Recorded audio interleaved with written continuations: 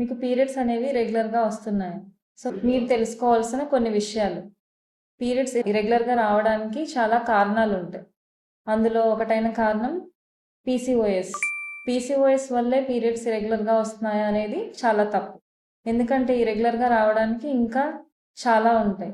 Suppose blood మన బాడీలో తక్కువగా ఉన్నా, వెయిట్ ఎక్కువగా ఉన్నా సరే, హార్మోన్ ఇంబాలెన్స్ అనేది బాడీలో ఉన్నా సరే పీరియడ్స్ అనేవి ఇర్రెగ్యులర్‌గా వస్తుంటాయి.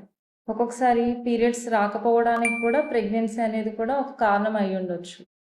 మీరు పీరియడ్స్ రెగ్యులర్‌గా వచ్చేటప్పుడు చేయించాల్సిన కొన్ని రక్త పరీక్షలు ఏంటంటే థైరాయిడ్ టెస్ట్, ప్రొలాక్టిన్ గానీ, ఎనీమియా ఉందో లేదో తెలుసుకోవడానికి హిమోగ్లోబిన్ చెక్ చేసుకోవడం, పీసీఓడీ లాంటి కండిషన్స్ ఏమైనా ఉందా లేదా అని తెలుసుకోవడానికి స్కాన్ అనేది కూడా అవసరం పడుతుంది.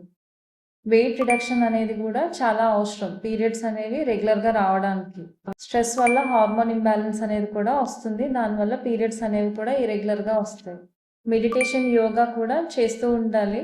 వాటి చేయడం వల్ల స్ట్రెస్ అనేది తగ్గుతుంది.